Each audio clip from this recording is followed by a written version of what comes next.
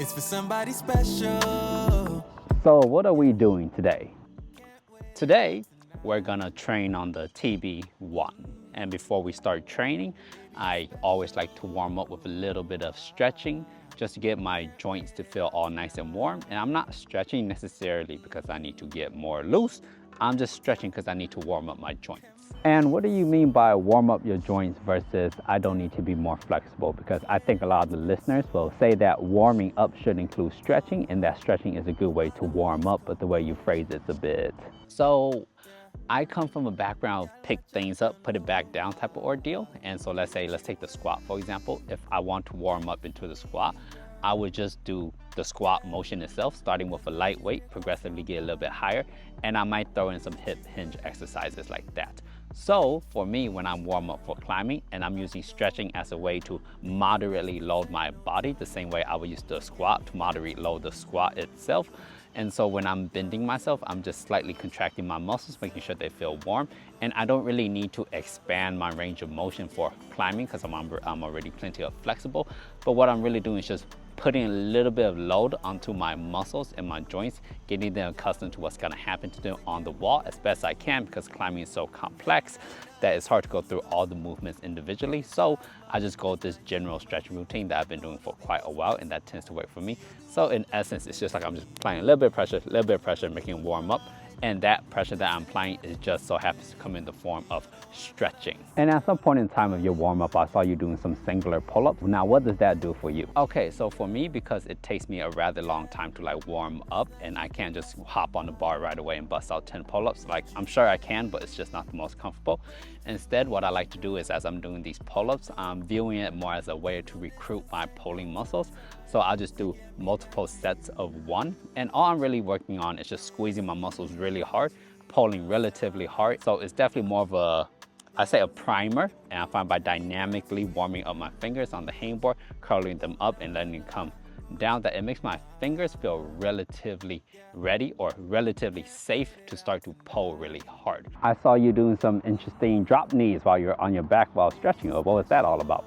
Oh yeah, those, so I've seen a lot of climbers and heard about a lot of climbers that injured their knees, and it all kind of stems from just not properly warming up the knee and the hamstrings. So what you see me doing on the ground here is just very similar to loading up the rest of my joints, except I've targeted a little bit more specific towards the knees. So you said you were training on the TB1, and what would that look like? So for me, training on the TB1 will obviously look like warming up on the TB1. Once I'm done with my off-the-wall warm-up, I do my on-the-wall warm-up, which would be the TB1. And I'm just scaling from V1 all the way up to my happy training grade of around V7. And as I'm going through these warm-ups, I want it to be fully well known that I feel pretty awful. Particular reasons why is one, my left hand is completely shredded along my right hand. Second reason is I have like this blister peeled off thing on my left foot. And therefore, every time I make any form of movement within the shoe, it feels like someone's peeling my skin. But thanks to the advent of like foam tape, it does remedy it a little bit, but it doesn't completely solve the problem.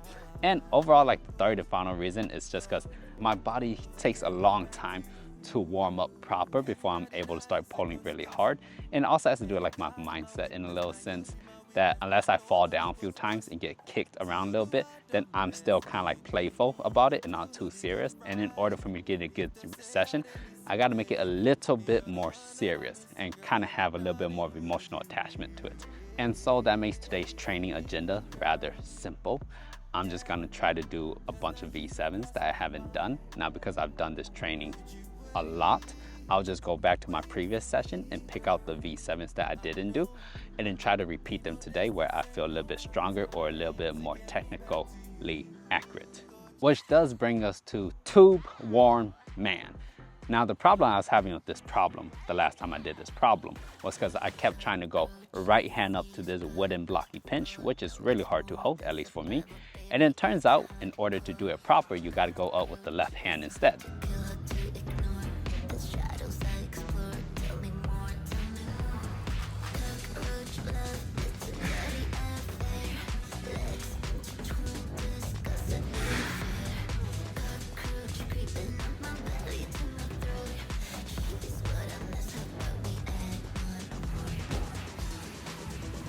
Now, how come you didn't use the left hand during your previous session while trying this problem? You know, that's a good question.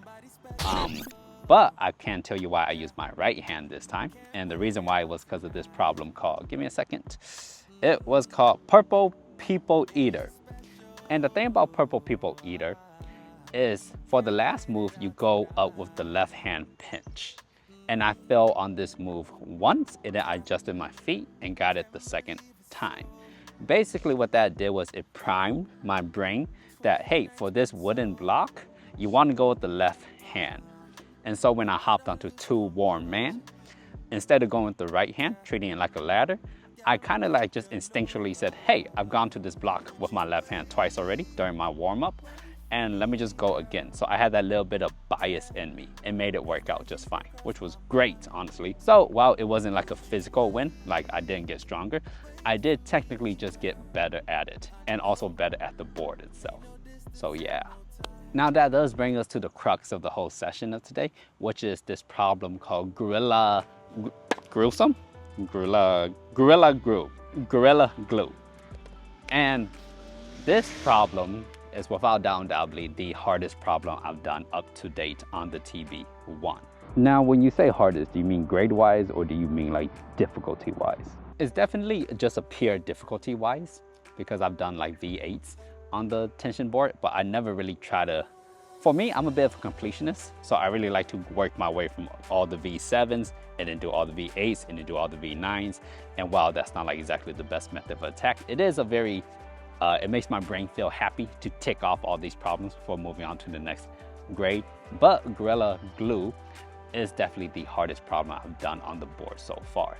And as I'm doing my session here, my sessions aren't gonna be like max project sessions, so I'm not choosing a climb that's gonna take me more than 5 sessions to do. Typically, the climbs I like to mess around with are climbs that I can do in 1 to 3 sessions. And the one particular move that I was totally stuck on was this side pole Gaston, however you wanna take it, because then you take it with the left hand, and then it sets you up into a very awful position to bump it out or cross the right hand over, whichever you decide.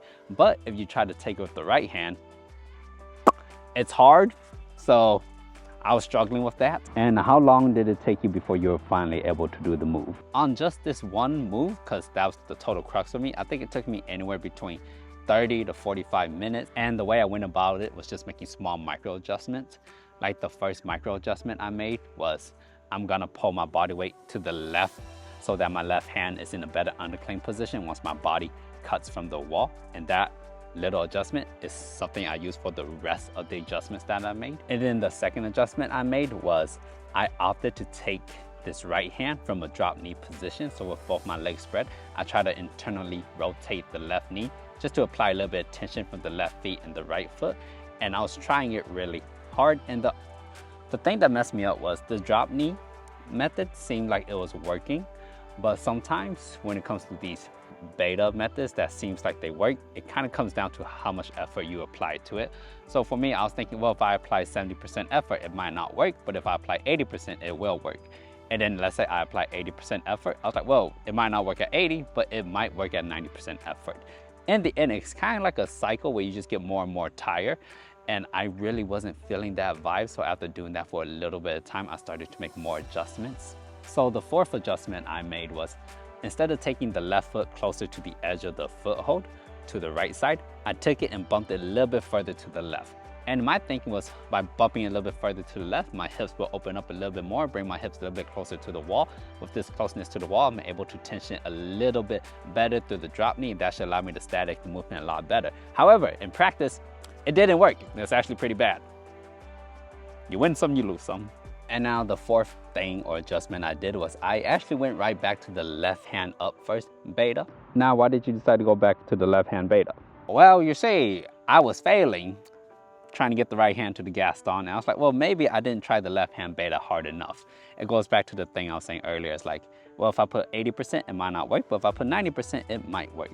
However, ultimately, I tried the left hand beta again, tried mixing up my feet a little bit, and I came to the sound conclusion that this ain't it, chief. But what that did do for me was it confirmed inside my head that, okay, you try option A completely, and it doesn't work. Because sometimes when you first try your first beta initially, that is the beta that will work. You just have to put a little bit more effort into it, and then you deviate off, and then you get lost and sidetracked when you should just stay on point. So I went right back to my first point, on point, just to really explore all the possibilities with it. And when I found out that, yeah, this is just dumb, what a mistake, I'm glad I double confirmed it, double tapped, and it wasn't working, and then I just left it alone like that. And that ultimately brings us to my 5th adjustment that I made. So when I keep falling, right, I try to imagine myself from a third person's point of view, looking at myself climbing. And I'm not talking about like looking at the camera, I'm talking about like looking in 3D space inside my head and wondering, why am I falling? And what I ultimately concluded was the reason why I'm falling is because I'm trying to drop knee, and that brings my hips close to the wall.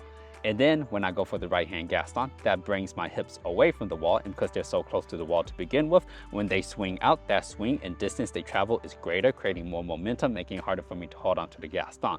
Therefore, my conclusion or solution would be, hey, let me start with the hips slightly further away from the wall, so that when I release my right leg and go with the right hand, that my swing from the wall away from the wall is less than what it should be beforehand when I was doing the drop knee. And that did ultimately work out a little bit, but there was still something kind of missing there. Adjustment number 6, and the final adjustment before I finally got the move. So this adjustment basically made me feel kind of dumb, because I went into the move thinking I should drop knee. But when you drop knee, you create a little bit of internal rotation, a little bit of torque and tension throughout the lower body, which makes the drop knee a very good move. That's the main reason why it's such a good move. But for this move, when I release the right leg, the drop knee actually pushes my hips out and away from the wall, creating a little bit more momentum and distance that my right hand would have to control, and I just couldn't control that type of momentum. So instead of drop kneeing, I just went straight on, like bad climber, straight on climbing, hips square against the wall. But in this case, it was actually really good because it allowed my hips to completely open up. It keeps my hips somewhat closer to the wall when I release my right leg, and it was just so much more static, it became more of a reach as opposed to anything that had to do with a lot of tension. And I'm kind of sad I didn't do that right from the get-go, to be honest.